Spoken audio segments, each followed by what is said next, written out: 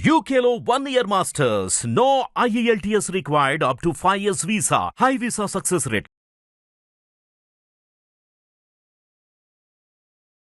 ఎన్నో ఆధ్యాత్మిక విషయాలు నిరంతరం మాట్లాడుకుంటూనే ఉంటాం.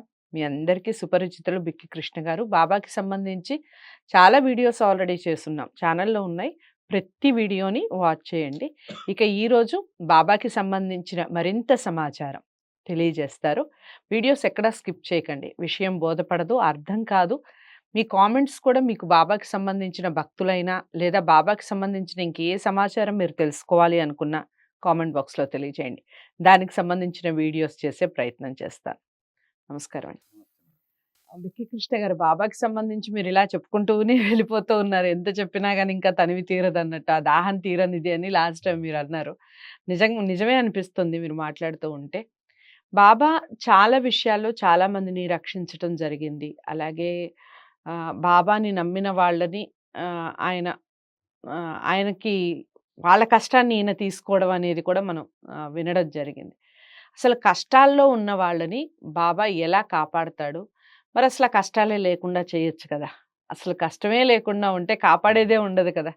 మరి ఎందుకు కష్టాలు ఇవ్వడం ఎందుకు? ఈ కాపాడటం ఎందుకు? ఏం చెప్తారు? చాలా చక్కని ప్రశ్న వేశారు మేడం. హ్మ్. కనంలూరి వెంకట శివయ్య అని ఆయన సెక్రటరీ టు ద గవర్నమెంట్ ఉన్నాడు. మహోపాధ్యాయ. ఆయన గొప్ప ఆధ్యాత్మికవేత్త. హ్మ్. ఆయన నేను రాసినటువంటి సాయితత్వం లీలా రహస్యానికి ముందు మాట రాశాడు. హ్మ్. ముందు మాట రాయడానికి అనంతపురం వచ్చాడు. అనంతపురంలో ఉండేవాడిని అప్పుడు. సత్సంగాలు చేస్తూ ఉండేవాడిని నేను హ్మ్. ఒక హ్మ్. గుళ్ళో. ఒక 5 సంవత్సరాలు సత్సంగాలు చేశాను. హ్మ్. అంతకుముందు నా జీవితం వేరు. సత్సంగాలు చేస్తున్న క్రమంలో నా జీవితంలో జరిగిన సంఘటనలు వేరు. హ్మ్. ఇక హ్మ్. నా జీవితంలో అనేక సంఘటనలు జరిగాయి. ఆ బాబా మహారక్షకుడు అని ఒక పుస్తకం రాశాను నేను. హ్మ్. మహారక్షకుడు. ఆ పదంలోనే అంత మహారక్షకుడు మహారక్షకుడు. ఎలా అని. అనుభవం అయితే తప్ప సాయితత్వం బోధపడదు. అవును. ఇక సచ్చరిత్ర విషయం తీసుకుంటే బాబాను ముఖ్యంగా హ్మ్. హరికథలు చెప్పేటువంటి దాసగాన మహారాజు ముందు జీవితం ఎలా ఉండేది? ఆయన ఆహ్, ఒక పోలీస్ అధికారి. ఆ రోజుల్లో బ్రిటిష్ కాలంలో పోలీస్ ఎలా ఉండేవాడు? పోలీస్ అంటే చాలా గర్వంగా, హ్మ్. గుర్రం మీద హుందాగా వచ్చాడు. ఆయన చూస్తే అందరూ భయపడి పారిపోయేవాడు. హ్మ్. అయితే ఈ దాసగణకు ఇంకా వేరే ఒక చెడు అలవాట్లున్నాయి. ఏంటంటే అశ్లీల నాటకాల్లో నటించేవాడు. ఓహ్! అశ్లీలంగా మాట్లాడేవాళ్ళు. పోలీసులు ఎలా మాట్లాడతారో హ్మ్. ఆ రోజు హ్మ్. బ్రిటిష్ పోలీసులు ఎలా ఉండేవాళ్ళో అలా. హ్మ్. అశ్లీల నాటకాల్లో నటించడము, హ్మ్. తర్వాత నాకొక ఎస్ఐ అయితే ఇంకా నాకు పవర్స్ వస్తాయి కదా! అవును గదా! అని ఆయన ఎస్ఐ కావాలనేది ఆయన జీవిత లక్ష్యంగా అంటే పెట్టుకుంటాడు. ఒక స్థాయి ఉంటే ఆ ఆ! పై స్థాయి కోరుకోవడం అంటే కామన్ కదా! భౌతికమైన ఇవన్నీ వల్గర్ టేస్ట్‌లు అంటారు. హ్మ్. బాబా హ్మ్. తత్వంలో హ్మ్. వల్గర్ టేస్ట్‌లు అంటారు. వల్గర్ టేస్ట్ అంటే ఈ భౌతిక ప్రపంచంలో నువ్వు ఏది కోరుకున్నా అది వల్గర్ టేస్టే. అధికారం గాని, ఓకే. ధనము గాని, హ్మ్. భోగము హ్మ్. గాని హ్మ్. కోరుకుంటే అది వల్గర్ టేస్ట్ అని. కానీ ఓకే. ఆ సాయి తత్వంలో హ్మ్. అవన్నీ వదులుకోవడమే క్లాసికల్ టేస్ట్ అన్నమాట. ఓకే. ఇది బాగా గమనించాలి. ఈ హ్మ్. సాయి భక్తులు హ్మ్. హ్మ్. గమనించాల్సింది. అప్పుడు ఏమవుతుందంటే అతను ఒకసారి నానా చందర్కర్ వెంట నానా చందర్కర్ డిప్యూటీ కలెక్టర్. హ్మ్. ఆయన హ్మ్. వెంట మా బాబా దగ్గరకొస్తాడు. మసీదుకొస్తాడు. అయితే బాబాను అతన్ని చూసి వీడిని ఉద్యోగం వదిలేయమని చెప్పు అంటాడు. ఓకే. అప్పుడు అనుకోండి అరే ఇదేంది నేను ఎస్ఐ కావాలనుకుంటే ఈ నేను ఫకీరు వదిలేయమంటున్నారేంటని. వదిలేయమంటున్నాడు. అమ్మో! ఇక్కడ రాకూడదు అనుకుంటాడు. ఓకే.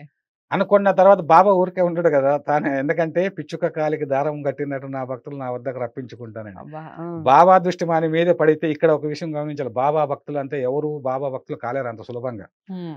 బాబాని ఎన్నుకుంటేనే బాబా భక్తులవుతారు. హ్మ్. బాబా దృష్టి మన మీద పడితే మనం బాబా భక్తులం అవుతాం తప్ప, మనం ఓకే. ఏదో బాబా భక్తులు కాదు షిరిడీకి పోవాలన్నంత సులభం కాదు. అవును. షిరిడి ప్రవేశం సర్వదుఃఖ నివారణమన్నారు. హ్మ్. బాబా రప్పించుకుంటేనే మనం షిరిడీకెళ్తాం.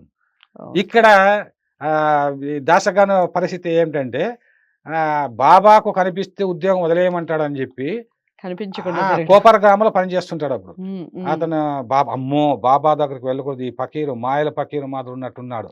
అమ్మో! ఆ! నా కోరికను హ్మ్. నెరవేర్చకుండా నేను జీవితము ఏమైపోవాలి అనుకుంటూ ఉండే. అంతే గదా! అలా హ్మ్. అన్నప్పుడు ఏమైతుందంటే మళ్ళీ బాబా ఒకసారి బాబా ఊరికే ఉండడు కదా! అతనికి ట్రాన్స్‌ఫర్ చేయిస్తాడు ఓకే. బాబాని. హ్మ్. అక్కడ కోపర్గాం నుంచి షిరిడీ మీదుగా ఇంకొక ఊరికి వెళ్ళాలి. రైట్. ఈయన గుర్రము వేసుకొని వస్తాడు. బాబా అకస్మాత్తుగా అలా ఎదురవుతాడు. ఎదురై "ఏమిరా ఇంకా ఉద్యోగం వదిలేయలేదా" అంటాడు. అప్పుడు టక్కన దిగి బాబా వదిలేస్తాను బాబా అని. ఓకే. అమ్మో మళ్ళీ వదిలేయమంటాడు అంటే అన్ని సర్వాంతర్యామి కదా! ప్రతి విషయం తెలిసి తెలుసు. ఉంటుంది. అమ్మో అంటే అయితే ఇక్కడ ఏం జరుగుతుందంటే ఒక సంఘటన జరుగుతుంది. అదే నేను ముఖ్యంగా చెప్పబోయేది. చెప్పండి. బాబా భక్తుల జీవితంలో బాబా మరి బంగారానికి పుటం పెడితే ఎలా మెరుస్తుందో అలా వీళ్ళకుండేటువంటి ఒక ఆపదల నుంచి ఎలా రక్షిస్తాడు. ఇతను పోలీస్ అధికారి అంటే పోలీస్ కాబట్టి ఒక కూబింగ్ కోసము ఖానాబిల్లు అనే ఒక దొంగ, అంటే ఇప్పుడు వీరప్పన్ మాదిరి ఆ రోజుల్లో ఉండేవాడు. అతను పోలీస్ అధికారులు ఎవరు వెళ్ళినా అందరిని చంపేసేవాడు. నలుగురు పోలీసులతో పాటు ఇతను వెళ్తాడు. ఖానాబిల్లు అడవిలో ఉంటే వెళ్తే అక్కడ ఖానాబిల్లు వచ్చి ముగ్గురు పోలీసులను చంపేస్తాడు. ముగ్గురు పోలీసులను చంపేస్తాడు. మళ్ళీ ఈయన చూస్తే ఎందుకు కోరా నేను చూస్తే నాకు చంపబుద్ధి కాదు. కాబట్టి అయినా నేను ఈ ముగ్గురు పోలీసులను చంపాననే విషయాన్ని మీ పై అధికారులు తెలియజేయాలంటే నువ్వు బతికుండాలి కదా, వెళ్ళిపో అంటాడు. అప్పుడు అప్పుడు బాబా ఎందుకు ఈ ఉద్యోగాన్ని వదిలేయమన్నాడు, ఎందుకని ఆడు గోదావరికి వచ్చి నీళ్లు తీసుకుని నీళ్ళ మీద ప్రమాణం, బాబా నన్ను బతికించావు, నా ప్రాణాన్ని ఎందుకా నన్ను వదిలేయమన్నది, ఇంకా నేను ఈ ఉద్యోగాన్ని వదిలేసి జీవితాంతం నీ సేవ చేస్తానని అప్పుడు ఉద్యోగాన్ని వదిలేసి తర్వాత హరికథలు చెప్తాడు. అయితే లాస్ట్ హరికథలు చెప్పేటప్పుడు కూడా అహంకారం ఉంటుంది కదా. పోలీస్ అధికారి నేను హరికథలు ఎలా మంచి వాయిస్ ఉంటుంది, బ్రహ్మాండంగా చెప్పగలడు. మొదట కొద్దిగా అభ్యంతరమైన ఆ ధనం బాగా వస్తుంది, అంటే ఈ జీతం కన్నా గీతం ఎక్కువ అయినట్టుగా హరికథల ద్వారా మొత్తం మహారాష్ట్రలో ఆయన లక్షాధికారి అయిపోతాడు. అంటే అంత ధనం వచ్చేస్తుంది. చివరకు ఆయన ఎంత బాబా అతన్ని ఎలా చేశారు అంటే అనేక గండాల నుంచి, అదే విధంగా ఒక టాంగాలో పడిపోతాడు నానా చంద్రకర్, అతన్ని రక్షించాడు. తాతయ్య కోతని రక్షించారు. ఇంకా రఘు అనేటువంటి ఒక అబ్బాయి బాబా భక్తుడు చెప్పారు మీరు.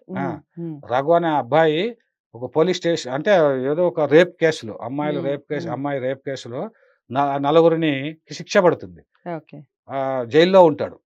ఈ అబ్బాయి నిరపరాధి. కానీ బాబా కలలో కనిపించి అరే రఘు నిన్ను రేపు విడుదల చేస్తానరా అంటాడు. అన్నాడు లేచి ఉలుక్కునే పడి లేచి వీళ్ళకి చెప్తే అరే ఎట్లా అవుతుంది. ఆ రోజుల్లో బ్రిటిష్ గవర్నమెంట్ లో ఒక జడ్జిమెంట్ ఇచ్చిన తర్వాత అప్పీల్ చేసుకోవడానికి హైకోర్టులు సుప్రీంకోర్టులు లేవు ఆ రోజుల్లో, అది ఫైనల్. పోలీస్ స్టేషన్ లేని సమాజం అప్పట్లో బ్రిటిష్ గవర్నమెంట్ కదా, జడ్జి ఆల్రెడీ ఇచ్చేసారు, మళ్ళీ ఎలా బయటపడతాడు.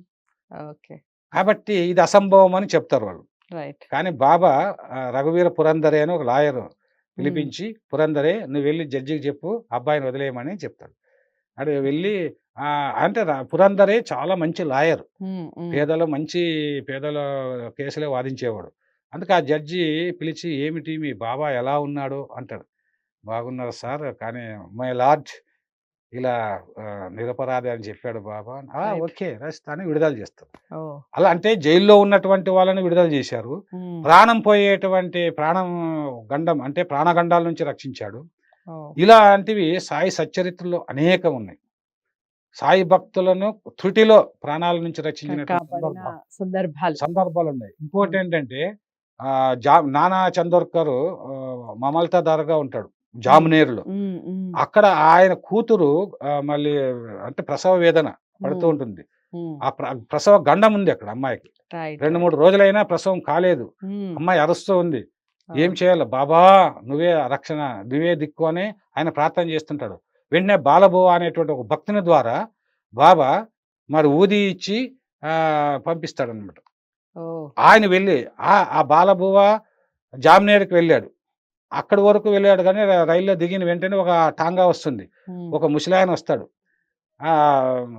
ఆయన నిన్ను పిలుచుకొని రమ్మన్నారు అని చెప్తారు. నానా చంద్రకరు మిమ్మల్ని తీసుకుని రమ్మన్నారా స్వామి అంటే, అప్పుడు ఈయన ఎక్కుతాడు. ఎక్కిన తర్వాత అలా మధ్యలోకి పోయి మధ్యలో కొద్దిసేపు ఉండి తర్వాత అక్కడికి వెళ్ళిన తర్వాత ఆయన వెళ్ళి ఊది ఇస్తాడు. ఊది ఇచ్చేసి ఏదో ప్రార్థన చేయమన్నాడు, హారతి పాట పాడమంటే వెంటనే సుఖప్రసవం జరుగుతుంది.